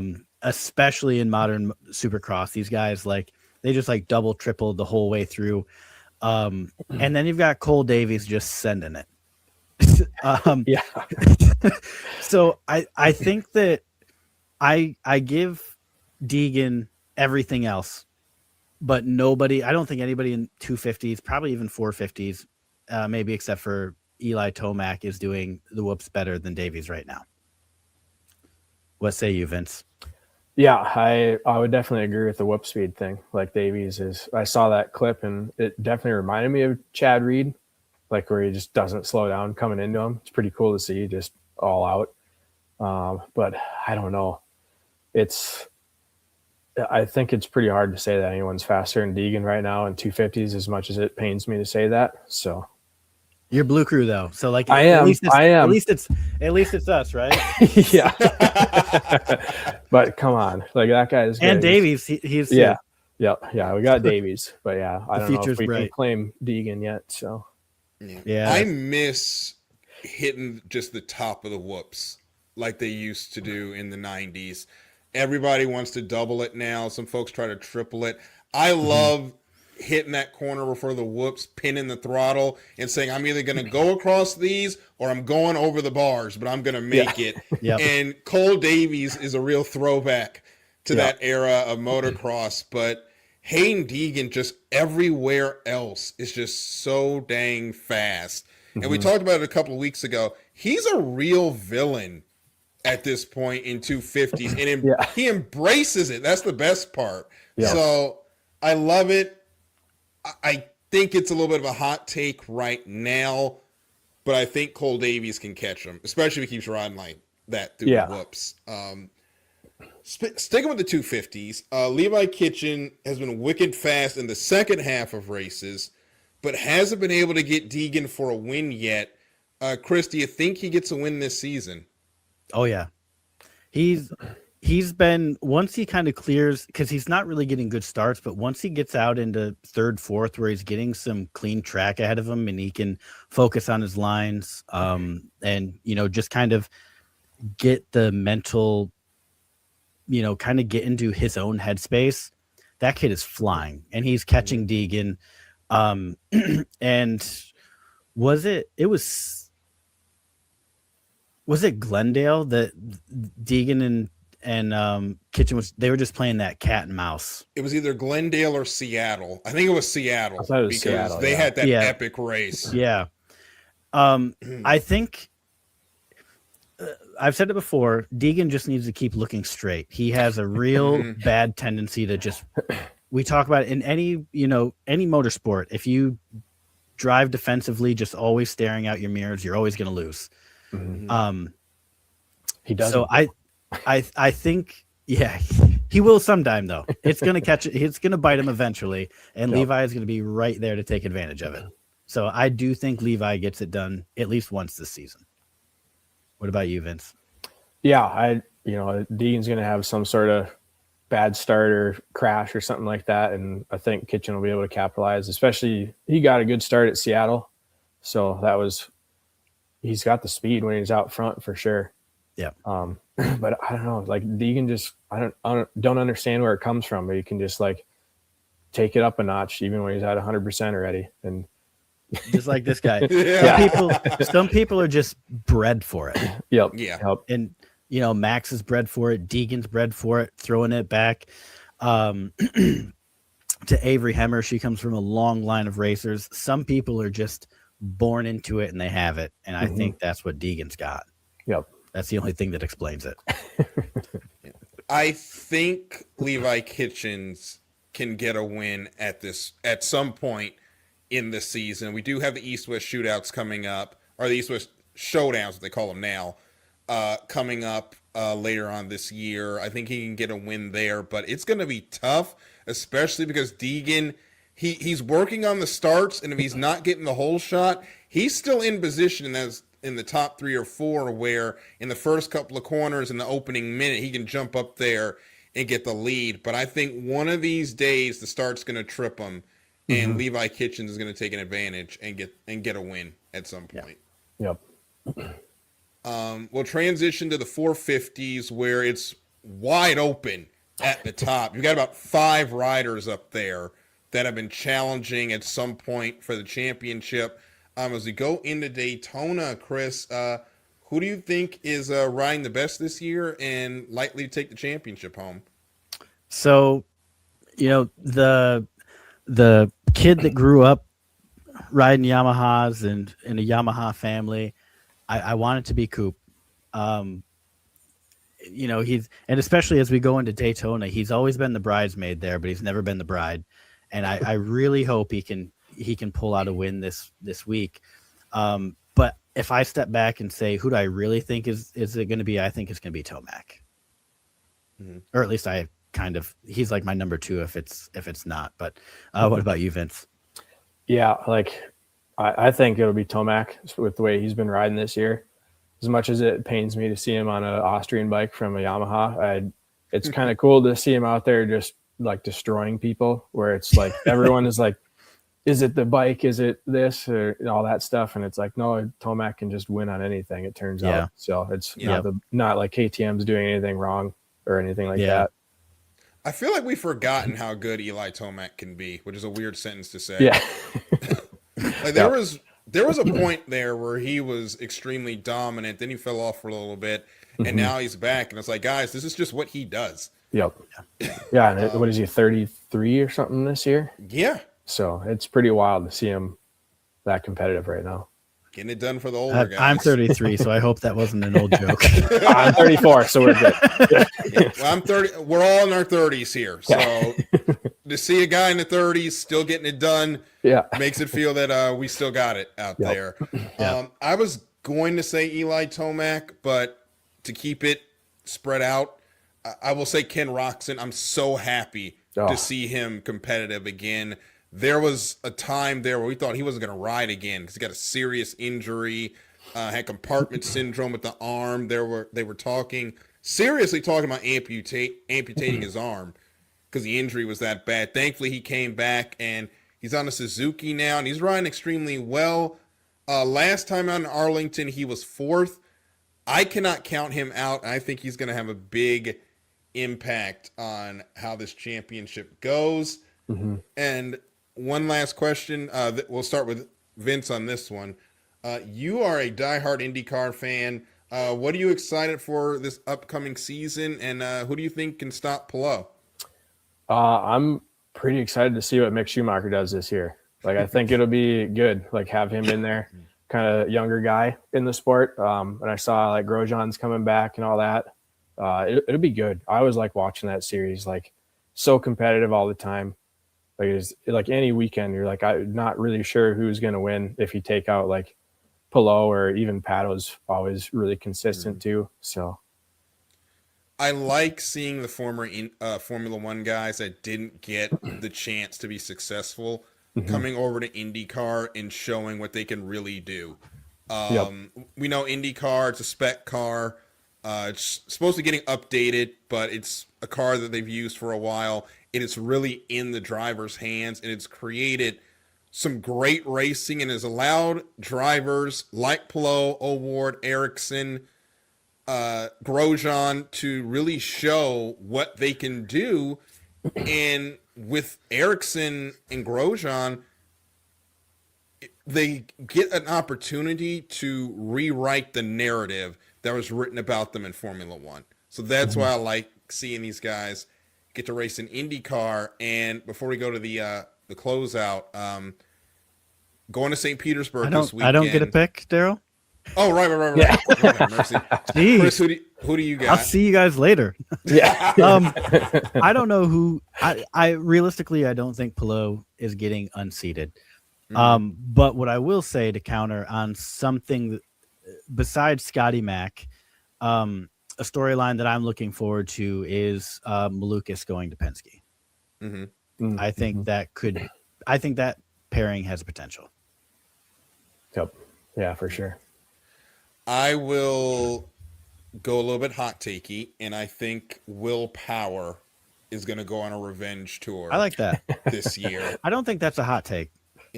I think he's going to go on a revenge tour this year from getting the boot unceremoniously from Penske, and he's going to show that I'm not washed up. It was you that was the problem. And I think he's going to win it for the old guys and win the championship this year. I love it. Yeah, that'd be cool to see too. So now we can get ready to wind down. I'm sorry about that, Vince. Thank you so much. This has been a great hour of conversation. What is your racing schedule looking like this year? Well, for me racing, it's pretty open. I'm not going to be doing any more snowmobile racing this year. I haven't actually done any hare scramble racing the past 2 years. I've just been helping one of the promoters put on the races. Like, so I sweep ride, which is, like 12 hours a day on a bike. The golden sweeper thing. Yeah, golden broom. So or golden broom, that's what it was. So and they sold that series this year, so I'm not gonna not committing to that. So we're just gonna kind of go around, maybe hit up a couple GNCCs, go to a couple IndyCar races, just kind of ride, get on the adventure bike, go do that. Who knows? Just kind of have some fun this year. Sometimes that's the best way, just to not be tied down to a series and just go out and have some fun. Yep. Yeah, so looking forward to that. So, Chris, I'll let you have the last question before we wrap up. All right. So last question before we get out of here. Who is one person that we should have on the show to talk to? Oh, boy.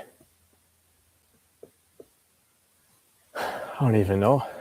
Because you guys do so much just road stuff. It's you said you guys had some other guests and everything, though, too. So yeah. we've had like Mario Andretti, Zach Brown from McLaren.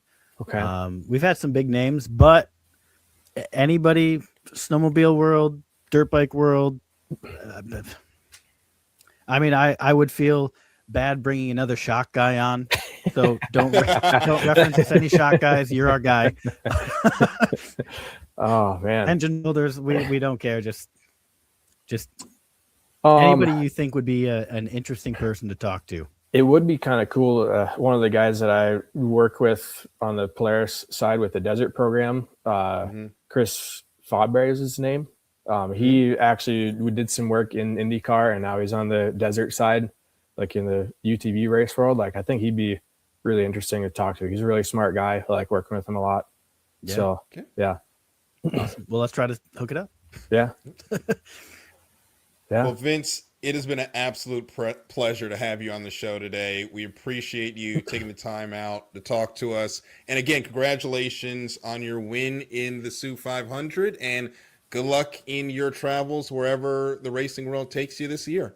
Yeah, thank you guys. Thanks for having me on. Don't be a stranger. Sounds good. So sit tight. You'll be hearing from Chris and I in the future in just a minute. Again, thank you again to Vince VanSlyke, and congratulations to Hateen Heritage Racing in their win in the International 500. We'll be right back in the present after this.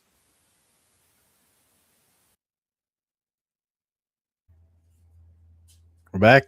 Welcome back, and I want to say thank you again to Vince VanSlyke for coming on. That was a great interview. He was really was. What people didn't see was the half hour beforehand and the half hour afterhand where we just talked and chatted and shot the shit. And Vince is an awesome guy, absolute stand-up guy. So we're going to take a quick break. When we come back, we will review the IndyCar race in St. Petersburg and NASCAR in Austin, Texas, and you will not guess who won those races. We'll be right back on the other side of this break here on Apex to Asphalt on IE Sports Radio. Rise and shine. It's 4 a.m. The stars are still out. The sun is beneath the horizon, but it's time to punch in and go to work. The comfort of your warm-ups turns into the grinding out of your reps as the clinking and the clinking of the plates create a symphony of euphoria. There's no other feeling like it. Earn it, burn it, and take what's yours. IE Sports Radio has proudly partnered with Vital Apparel, a brand that not only fits great, but also promotes and donates to mental health research. Use our code IESR to get 15% off their comfortable and inspiring gym wear and help them on their amazing journey to support mental health. Go hard, take part in your iron therapy, and be strong. Because when your mental health is as strong as you are, there's no telling how far you'll go.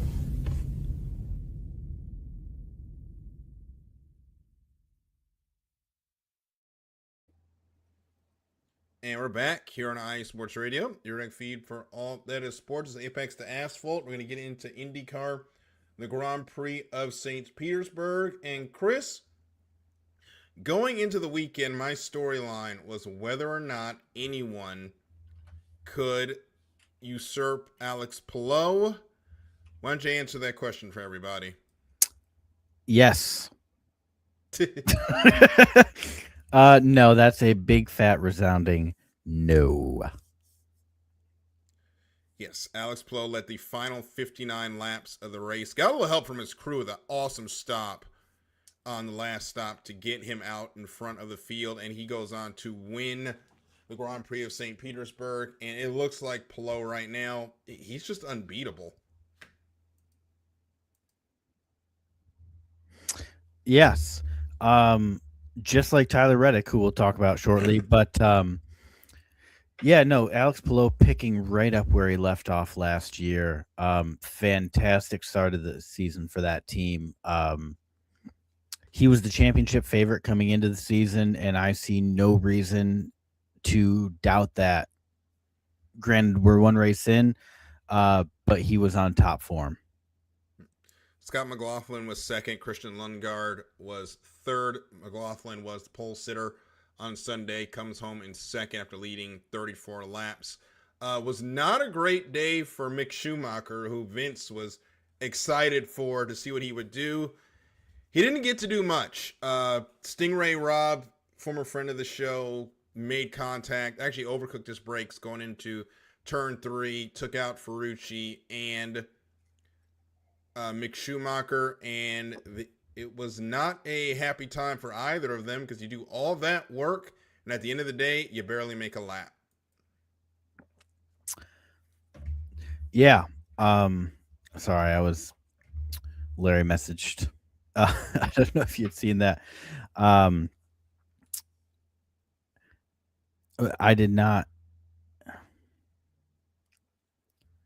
Take your time. Sorry. I got to put my phone away. It's getting distracting. We're talking about Mick Schumacher. Yes. I'm just trying to. Who was it that wrecked into him? Stingray Robb. Friend of the show, unfortunately, because not unfortunately, he was on the show.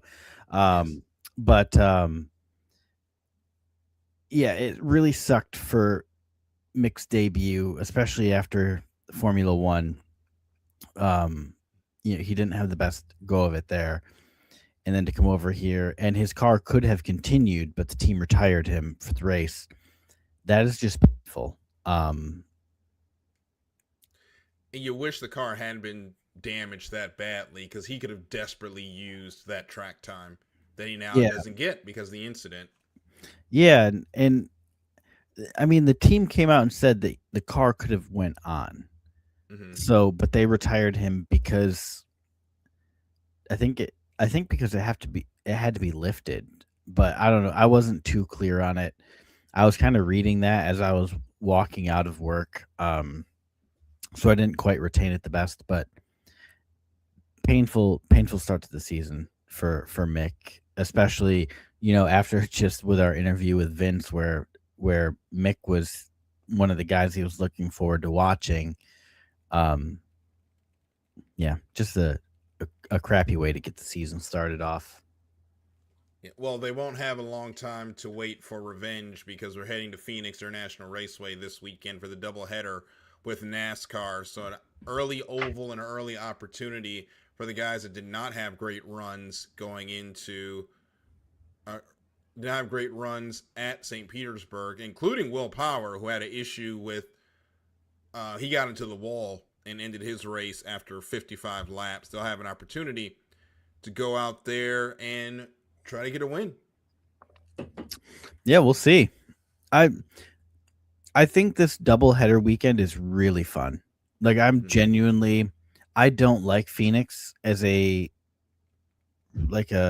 track, but I'm looking forward to this doubleheader, and I really wish they would do more like 5 or 6 doubleheader weekends a year.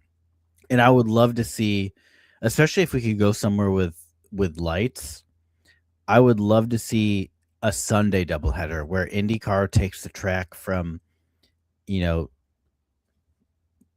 p.m. until finish, and then NASCAR hops on and races, and they transition from day into under the lights.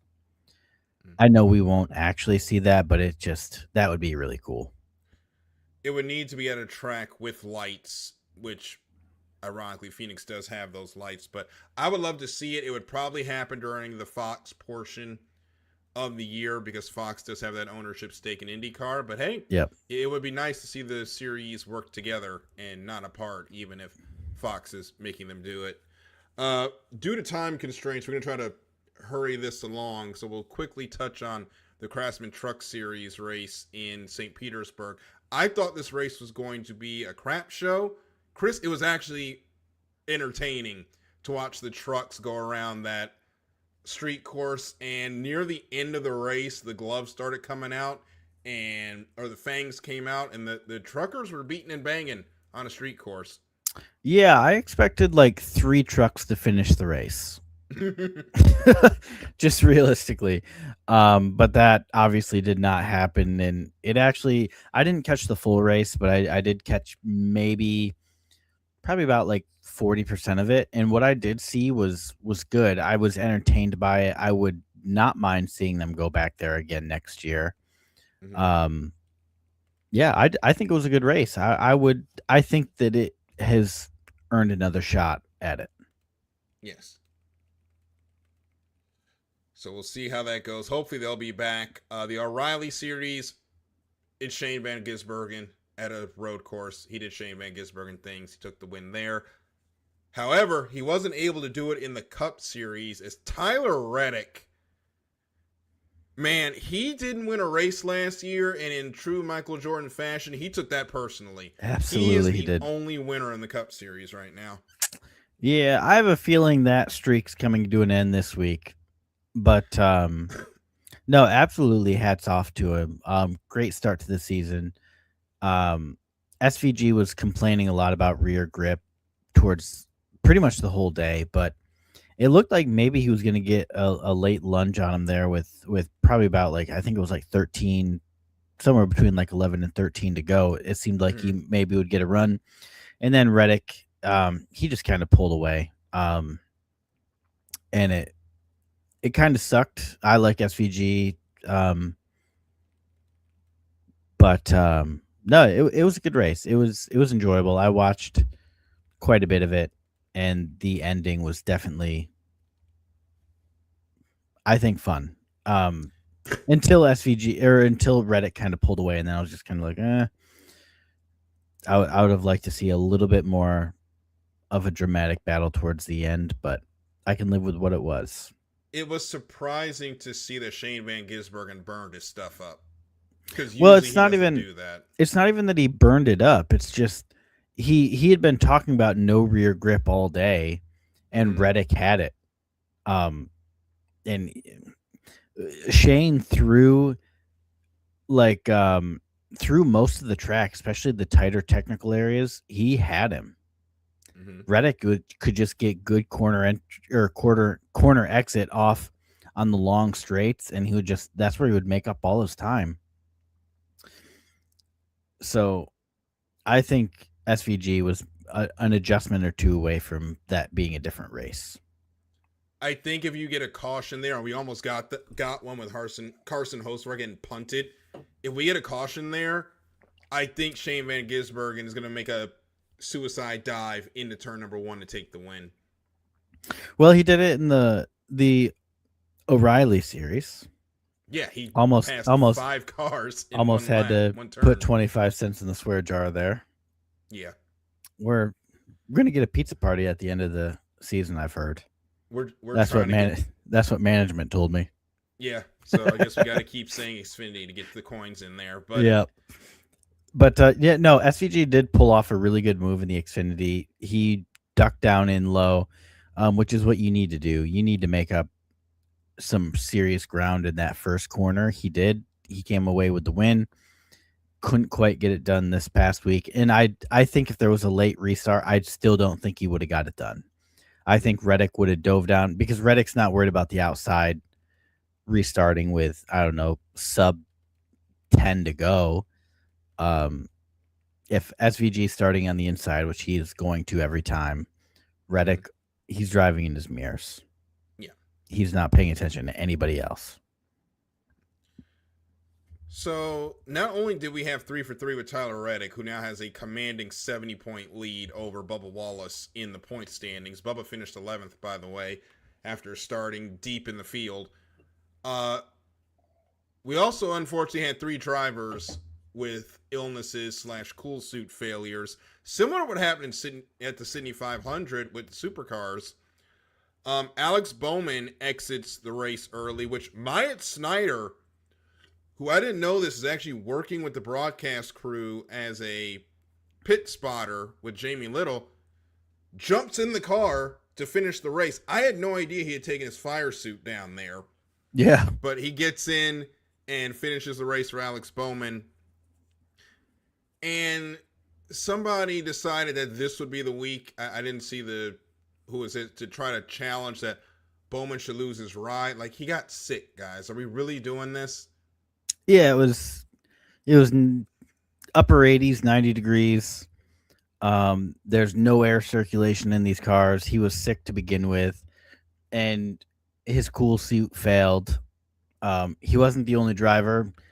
AJ Allmendinger spent some time in the infield care center. I mean, we had a couple guys getting fluids after the race, so it's really not that crazy. And then going back to the Sydney 500, I mean, these guys, it wasn't nearly the length of a NASCAR race for the Sydney 500, but those guys got out, and I mean, Brock Feeney looked like he was going to pass out when he got out of the car after the Sydney 500. So it's a real deal, you know. And Bowman, to this day, has the only sponsor that is on his car for all 36 races. Nobody else has that. So this idea that Bowman's going somewhere, I mean, look at my diecast collection alone. I mean, I'm keeping this guy in business. And that's only part of them. I've also got a front fascia sitting in front of me. I've got a tire. I've got like 5 more diecasts that aren't up here. Bowman's not going anywhere. And if he does, my wallet will cry. It also, people forget, Ally loves Alex Bowman. He ain't going anywhere. Oh, yeah. They sponsor all of his midget cars, all of his dirt racing endeavors. Oh, yeah. He's not going anywhere because Ally writes the check and Ally likes him. And people also forget 10 wins in 3 years. That keeps most people in a seat. Yeah, that keeps people in a seat for a long time. Like, it's not like, yes, Kyle Larson is there. He's got all-timer teammates. Bowman is a good driver. He does have consistency. He gets wins. He's going to be fine. And the stat that doesn't show up is in sports historically, the assist column means a lot to teams. It doesn't mean a lot to fans. Mm-hmm. But Bowman, there's nobody that is more of a team player than Bowman. So a lot of these wins that his teammates have, you can trace back to Bowman being a good teammate, doing the pushing, giving the drafting. Bowman is a yes man, and that is why he hasn't gone anywhere. And we want to give well wishes to him and AJ Allmendinger. Both of them had issues with illnesses. AJ Allmendinger actually collapsed outside of his car because his cool suit broke pretty early into the race. And I'm starting to wonder about these cool suits because for all the positives they're supposed to give, when they break, it's a heat suit. The driver is just tortured at that point. Yeah, because it pushes hot water through. Yep, that's what we talked about last week, Darryl, with supercars. Mm-hmm. Brock Feeney, his cool suit failed lap 1, and he said then it was just pushing hot water around him for the whole race. Yes, and I don't know. I've heard that in NASCAR there's only one driver that doesn't use a cool suit, but I already forget who it is. Mm-hmm. But everybody else uses a cool suit. And I don't know, man. I don't know if the reward is worth the risk. Yes. That's just me. I've also never been in a car that hot before for that long and driving with that intensity. So Yes. who be it me to judge? Yeah. So hopefully they get that fixed up, but that system definitely needs work. We head to Phoenix coming up this week. Does Reddick make it 4 for 4? No. Realistically, I think one of the Penske boys is the ones that break the streak. Yes. Not that they've done anything great this season, but actually Blaney, I think he's underrated. It's hard to call a NASCAR champion underrated, but he's really, really put in the work to become a more, universally disciplined driver. I mean, he did great at COTA, and we weren't talking about him being a great road racer 5 years ago. I think Blaney's kind of turned the hype into, I don't know, results on the track, I guess. I don't know a better way to put that, to be honest with you. But, he's always had like the social profile, but I feel like now he's really putting it together on the track. I'm excited this week. Reddick is no slouch at Phoenix himself. No. So if he goes 4 for 4, I have no idea what you say at this point. I think you start putting the championship. No. It's Darryl. We are 3 races into a 36 race season. Way too soon. I think he's going to be able to carry. But I'm ready. I'm willing to stamp a playoff or chase. Yes, I'm ready to get that stamp out, and I'll put that on him. I would definitely. Then, it's really a long season, though. I mean, sometimes these guys get into a summer slump, and it's a nasty summer slump. You're right, and we've seen 23-11 last year. 23-11 went through an awful. I feel like every year they go through a summer slump, and it's a nasty one. Yeah, and hopefully they get through that this season, because last year there were some races where they didn't show up at all. Hopefully that does not happen this summer. Yeah. But we are right up against it, so we are going to quickly get into the week ahead. Big week for us, Darryl. Yeah, this is I texted Chris and told them this is the no sleep week. This is both of us. This is such an exciting week, though. There is so much going on. So here are all the races in order this weekend. The Melbourne Super Sprint for supercars. They will be there with Formula One at the Albert Park Street Circuit in Melbourne, Australia, May 5th through 8th. You can watch that on Superview/YouTube. That'll be starting at various times. The Formula One Australian Grand Prix will be there as well. As I said, that race will be March 8th for the actual race. That'll start at 12 a.m.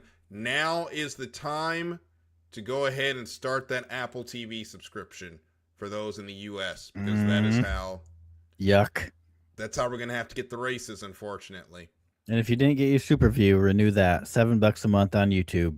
Best racing series there is. The NHRA Gator Nationals from Gainesville Raceway. That'll be March 5th through 8th as well, various times. Check that out on FS1 or NHRA TV if you have that. The Supercross Stars will be in action in Indianapolis Saturday, March 7th, 6:30 p.m. You can check that out on Peacock. Snowcross, the ERX Motor Park National from ERX Motor Park in Elk River, Minnesota, will be March 6th through 7th at 6 p.m. on Flow Racing. IndyCar will be joining NASCAR in Phoenix. The Good Ranchers 250 will be on Saturday, March 7th. That'll be at 3 p.m. on Fox, 3:22 p.m. on Fox for the green flag. Make sure you check that out. And NASCAR Xfinity that night. The Phoenix 200 will be at 4:30. Check that out on CW. And the Cup Series will wrap up the weekend with the Straight Talk Wireless 500 Sunday, March 8th at 3:30 p.m. on FS1. We'll quickly go to storylines. Chris, what you got? Darryl, while I'm doing this, I'm going to make up like 2 or 3 that I didn't already have written just to let you catch your breath because that was a mouthful. So I have the same storyline as everybody else going into F1. What is the grid actually going to look like in terms of standings? Mhm. Obviously, I hope Red Bull and Max Verstappen emerge victorious, but I'll be damned if Ferrari doesn't look great. And I really want to see how that, I don't know what they're calling it, but that flip wing hoodoo voodoo thing, I want to see that thing in action. And does it actually work? Flipping over to motocross or supercross here, does Eli Tomac take back the red plates in Indy? Personally, I see no reason he doesn't. Mhm. Tomac is absolutely killing it this season. Snowcross, I would love to see the young guns keep it up. They did a great job in Salamanca. The young guns, they swept all 6 races. Avery Hemmer, Cam Cole, and Jordan LaBelle. Love to see that continue here in Elk River as we kind of wrap up the last 3 races of the season, or the 3 weekends anyway. Mhm. And then with NASCAR, I'm curious to see who breaks Tyler Reddick's win streak. I think it happens this week, and I think it's going to be Blaney. But if it's not, I could also see it being Logano. I do think it'll be Penske that breaks it. Darryl, what are your storylines this week? For the NHRA, what is the first event in my entire life without a Force look like? John Force was unfortunately forced to retire a few years ago. Ashley and Courtney both had their time in the sun and retired to have kids. Brittany Force this year wrapped up her career for now. She goes on her parenting journey, and there are no Forces left at John Force Racing that are going to be in cars this week. It is the end of an era. It's like when Kenny Bernstein retired in Top Fuel. That is a institution that you are used to seeing on track. You will not see it this year. And how will that first funny car race without a Force in it for the entire season, how's that first national event without Force going to go? Or without a Force, rather, going to go? It's going to take a lot of getting used to. We know who's going to leave the Australian Grand Prix in Formula One on the back foot, Aston Martin. Who's going to leave on the front foot? There's a lot of intriguing stories between the top 4 teams from last year with an opportunity to take the win. But also, a couple of the midfield teams could have an opportunity to surprise everyone. We don't know how the reliability of these cars will go. We don't know how the raceability will go. We are going into an unknown with Formula One, which makes it for an interesting show.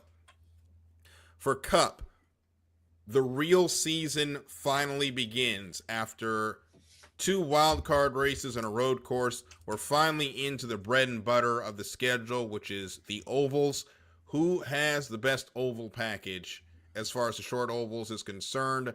We're going to find out this week who starts off with the best package this weekend. And in Supercross, it's an East-West shootout. That means Hayden Deegan is back.